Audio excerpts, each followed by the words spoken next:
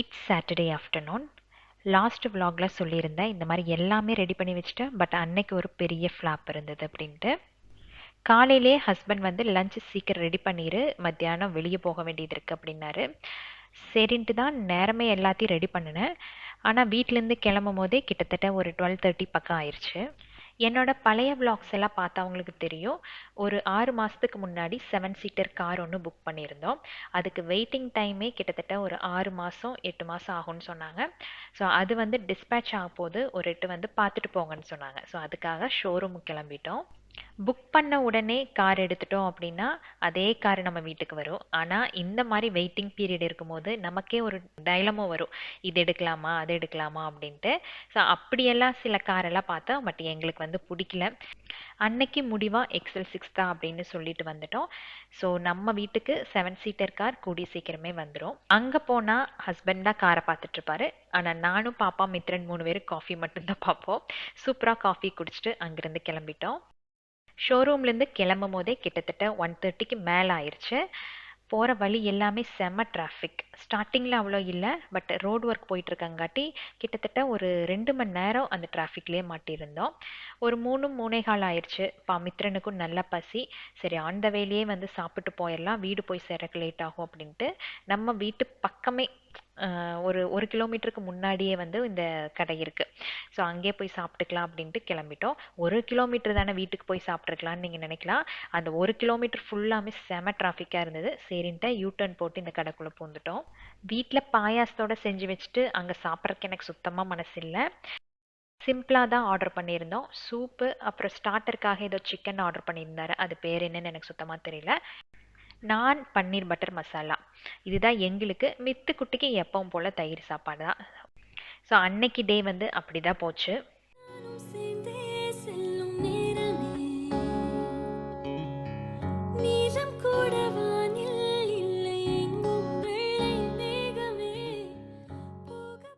என்னோட பழைய vlogs எல்லாம் பார்த்துட்டு கறி மசால் தூள் எப்படி அரைக்கிறதுன்னு கேட்டிருந்தீங்க. எவ்வளோ நாள் ஆயிடுச்சு தெரியுமா நீங்கள் எல்லாம் கேட்டு. ஆனால் இடையில அம்மா அரைச்சி கொண்டு வந்தங்காட்டி என்னால் அந்த ரெசிபி எடுக்கவே முடியல. இந்த தடவை முடிஞ்சிருச்சு கறி மசால் தூள். அதனால் அம்மாவை அரைக்க வேண்டாம், நானே அரைச்சி உங்களுக்கு கொடுத்துட்றேன் அப்படின்ட்டு உங்களுக்காகவே ரெசிபி எனக்கு எடுத்தேன். கறி மசால் தூள் வேறு, கரம் மசாலா தூள் வேறு. ஸோ ரெண்டையும் போட்டு நீங்கள் கன்ஃபியூஸ் பண்ணிக்க வேண்டாம். நாட்டு கொத்தமல்லி 1/2 கிலோ எடுத்துக்கோங்க. நல்லா க்ளீன் பண்ணிவிட்டு டவாவில் போட்டு ஒரு 5 மினிட்ஸ் மீடியம் ஃப்ளேமில் வச்சு ஃப்ரை பண்ணுங்கள். கையில் எடுத்தோம் அப்படின்னா இதமான சூடாக இருக்கணும். அந்த அளவுக்கு வந்து நம்ம ஃப்ரை பண்ணால் போதும்.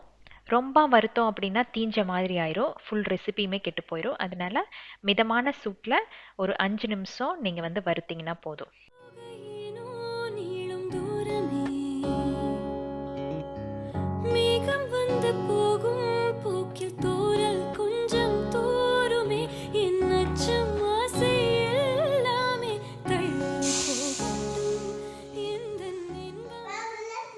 அடுத்து வரமிளகா 300 கிராம்.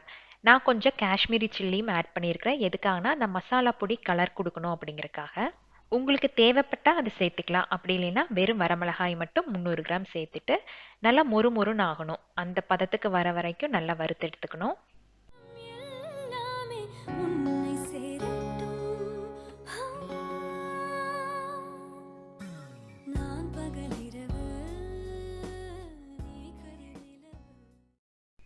அடுத்தது சீரகம் 300 கிராம் அளவுக்கு சேர்த்துக்கோங்க. சிம் ஃப்ளேமில் வச்சே ஒரு 5 நிமிஷம் வறுத்து எடுத்துக்கோங்க. அதுவும் வந்து கருகி போகக்கூடாது.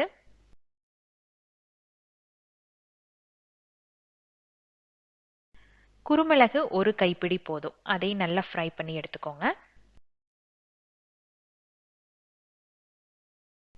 அடுத்து அரிசி, அதுவும் வந்து 1 கைப்பிடி அளவுக்கு சேர்த்துனீங்கன்னா போதும். அரிசி வந்து நல்லா பொரிஞ்சு வரணும். அந்த பக்குவம் வரைக்கும் சிம் ஃப்ளேமில் வச்சு ஃப்ரை பண்ணிக்கோங்க.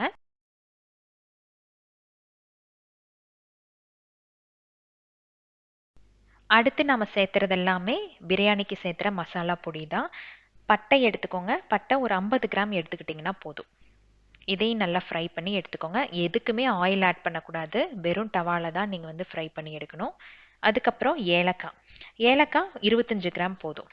விரல் மஞ்சள் 10 கிராம் சேர்த்திருக்கிறேன். உங்களுக்கு தேவைப்பட்டால் நீங்கள் கொஞ்சம் ஜாஸ்தியாக கூட சேர்த்துக்கலாம். ஏன்னா எந்த கிரேவி நம்ம பண்ணினாலும் கண்டிப்பாக எக்ஸ்ட்ரா நம்ம மஞ்சத்தூள் சேர்த்து தான் பண்ணுவோம். அதனால் நான் இதில் கொஞ்சம் கம்மியாக சேர்த்திருக்கேன். அடுத்து 25 கிராம் கசகசா, இதையும் நல்லா ஃப்ரை பண்ணி எடுத்துக்கலாம்.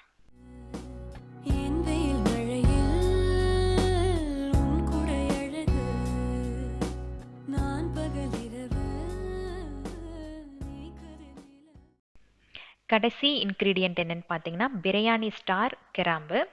பிரியாணி ஸ்டார் வந்து அன்னைக்கு என்கிட்ட இல்லை, அதனால இதை வச்சே நான் அன்னைக்கு மேனேஜ் பண்ணிட்டேன். ஆனால் பவுடர் அரைச்சதுக்கப்புறம் நல்ல டேஸ்ட்டாகவே இருந்தது, நல்ல மணமாகவும் இருந்தது. இது ரெண்டுமே 25 கிராம் நீங்கள் வந்து சேர்த்திக்கணும். எல்லாத்தையும் ஃப்ரை பண்ணி ஆற விட்டு அரைச்சா சூப்பராக நம்மளோட கறி மசால் தூள் ரெடி. இந்த ஒரு மசாலா இருந்தாலே போதும், நீங்கள் வந்து கிச்சன் கிங் தான். நான் வெஜிடேரியன் எல்லாத்துக்குமே இது நீங்கள் ஆட் பண்ணிக்கலாம். அதே மாதிரி வெஜிடேரியனில் நீங்கள் இந்த மஷ்ரூம் கிரேவியெல்லாம் வைக்கிறோம் இல்லையா, அதுக்கெல்லாம் வச்சிங்கன்னா மட்டன் குழம்பாட்டவே அவ்வளோ டேஸ்டியாக இருக்கும்.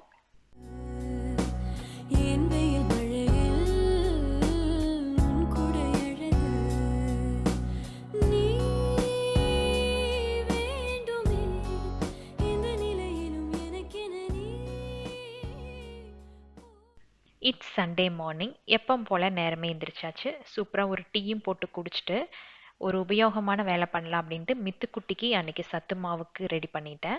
எல்லாருமே பண்ணுற மாதிரி தான் நான் பண்ணுவேன். இதில் பெரிய ஸ்பெஷல் எல்லாம் ஒன்றும் இல்லை. சில பேர் முளைக்கட்டி பண்ணுவாங்க, ஆனால் அந்தளவுக்கு எனக்கு வந்து பொறுமை இல்லை. அதனால் இருக்கிற தானியம் பருப்பு மட்டும் வச்சு அவனுக்கு சத்து மாவு ரெடி பண்ணிக்குவேன். இது மித்ரன் மட்டும் குடிக்க மாட்டான், நானும் பாப்பா 3 பேருமே குடிப்போம்.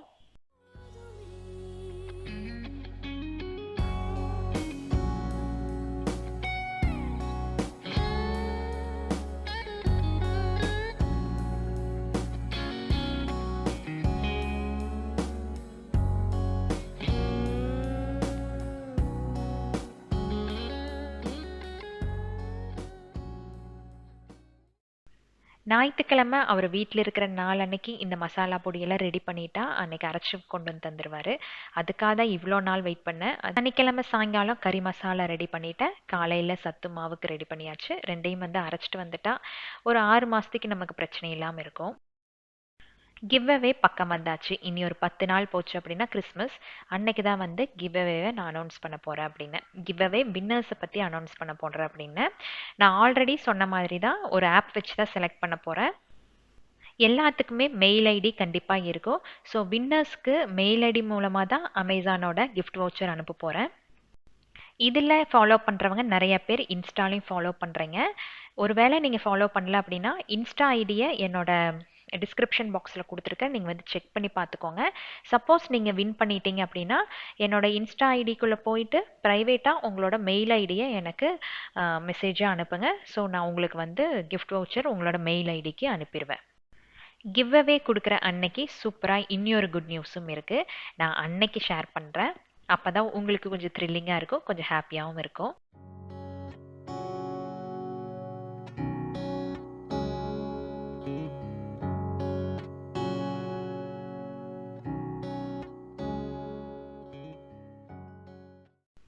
சரி, ஓகே, வ்ளாக்குள்ளே போகலாம். முந்தின நாள் எல்லாமே ஹெவி. நைட்டு வந்து வடை பாயாசம் இல்லை, பாயாசத்தோட சாப்பாடு. முந்தின நாள் மத்தியானம் பார்த்தீங்கன்னா கடையில் சாப்பிட்டோம். ரொம்ப ஹெவியாக இருந்தங்காட்டி காலையில் லைட்டாக இருந்தால் போதும் அப்படின்ட்டு ரவையே பண்ணிட்டேன். ஒரு வாரத்துக்கு முன்னாடி தான் அவனோட டாய்ஸ் எல்லாத்தையும் தனித்தனியாக பாக்ஸில் போட்டு வச்சேன். ஆனால் சனி ஞாயிறுங்கும் போது மறுபடி அவனோட பாலித்தீன் பேக்குள்ளே தான் போகுது. எல்லாத்தையும் தனித்தனியாக எடுத்து அவனோட பேக்குள்ளே போட்டு பார்சல் பண்ணி வச்சுட்டான்.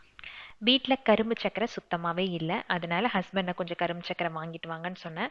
டிமார்ட்டுக்குள்ளே போய் கரும்பு சர்க்கரையை கிட்டத்தட்ட ஒரு 3 கிலோவை 4 கிலோவை வாங்கிட்டு வந்திருந்தாரு. அது இல்லாமல் இந்த மில்லட்ஸும் வாங்கிட்டு வந்திருந்தாங்க. மில்லட்ஸ் கூட ஓகே, நாம் வந்து யூஸ் பண்ணிக்கலாம். ஆனால் இவ்வளோ கரும்பு சர்க்கரை வச்சு என்ன பண்ண போகிறேன்னு தெரியல. நம்ம கிச்சன் ரொம்ப சின்னது, நிறையாலாம் அரேஞ்ச் பண்ணி வைக்க முடியாது. அதனாலேயே நானே கடைக்கு போய் வாங்கிட்டு வருவேன். அன்னைக்கு வந்து இந்த மாதிரி ஏதாச்சும் ஒரு பேக்கெட் வாங்கிட்டு வாங்கன்னு சொன்னால் அவர் எப்போவுமே ஒரு 10 பேக்கெட் தான் வாங்கிட்டு வருவார். ப்ரெட்டு பார்த்திங்கன்னா நான் என் ஃப்ரெண்டுக்கிட்டே வாங்கிக்குவேன். அவங்க வந்து வீட்டிலே ப்ரிசர்வேட்டிவ்லாம் பண்ணி தருவாங்க. அன்னைக்கு பாருங்கள் ஃப்ரெஷ்ஷாக வந்துச்சுன்னா அதையும் வாங்கிட்டு வந்துட்டாரு.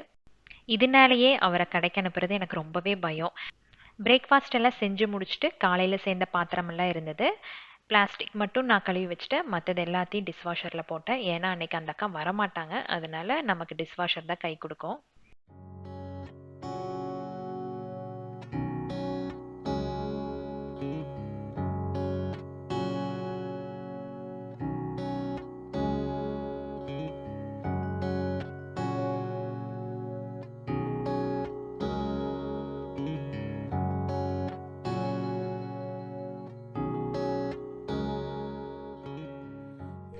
எல்லா ஞாயிற்றுக்கிழமையும் கண்டிப்பாக எனக்கு ஏதாச்சும் க்ளீனிங் ஒர்க் இருக்கும்.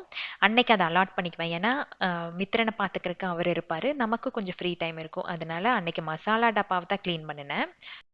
எப்படியும் அன்னைக்கு சாயங்காலம் புது மசாலாலாம் வந்துடும் இல்லையா, அதனால இது எல்லாத்தையும் க்ளீன் பண்ணோம் அப்படின்னா ஃப்ரெஷ்ஷாக போட்டு வைக்கலாம் அப்படின்ட்டு அன்னைக்கு அதை எல்லாத்தையும் நல்லா க்ளீன் பண்ணி வச்சுட்டேன்.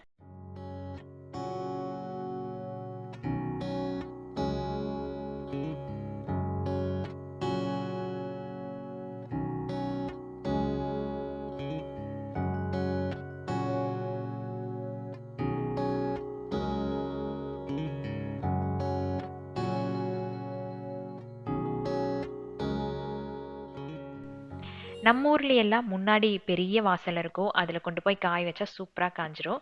ஆனால் எனக்கு வந்து இந்த இடத்துல மட்டும்தான் காய வைக்கிறதுக்கு ஆப்ஷன் இருக்குது. பின்னாடி ஒரு சின்ன ஸ்டெப்ஸ் இருக்குது, 2 3 ஸ்டெப் இருக்குது, அதில் வந்து வச்சுட்டேன் அப்படின்னா ஆனால் சன்லைட் நல்லா வரும், அதுலேயே வந்து நல்லா ட்ரை ஆகி வந்துடும். நான் இன்னைக்கு உங்களுக்கு ஷேர் பண்ண கறி மசாலா தூள் ரெடி பண்ணி பாருங்கள், அளவாக போட்டு ட்ரை பண்ணி பாருங்கள். உங்களுக்கு பிடிச்சிருந்துச்சி அப்படின்னா கொஞ்சம் ஜாஸ்தியாக அரைச்சி வச்சுக்கலாம். ஆனால் சூப்பராக இருக்குங்க. என்னோட ரெசிபி எல்லாருமே ஃப்ரெண்டு சாப்பிட்டு ரொம்ப பிடிக்கும்னு சொல்லுவாங்க. அதோட சீக்ரெட் இன்க்ரீடியன்ட் இதுதான். அதனால நீங்களும் ட்ரை பண்ணி பாருங்கள், பார்த்துட்டு நம்மளோட கமெண்ட்டில் சொல்லுங்கள் எப்படி வந்துருந்துச்சு அப்படின்னு. நெக்ஸ்ட் வர வீடியோஸ் எல்லாமே பாண்டிச்சேரி ட்ரிப் வீடியோஸ் தான். உங்களுக்கு ஒரு என்ஜாய்மெண்ட்டாக இருக்கும்னு நம்புகிறேன். கொஞ்சம் இந்த டே ரொட்டீன் எல்லாம் தள்ளி போட்டுட்டு ஒரு 4 நாளைக்கு ட்ரிப் போயிருந்தோம். ரொம்ப நல்ல என்ஜாய்மெண்ட், சூப்பராக இருந்தது. அந்த வீடியோஸ் எல்லாத்தையும் அடுத்தடுத்து உங்களுக்கு நான் ஷேர் பண்ணுறேன். அதுக்கப்புறம் மறுபடியும் பேக் டு ரொட்டீனுக்கு வந்துடலாம். ஸோ இப்போ எப்படி சப்போர்ட் பண்ணுறீங்களோ அதே மாதிரி எப்பவும் நீங்கள் எனக்கு சப்போர்ட் பண்ணணும். Keep supporting me. Thanks for வாட்சிங்.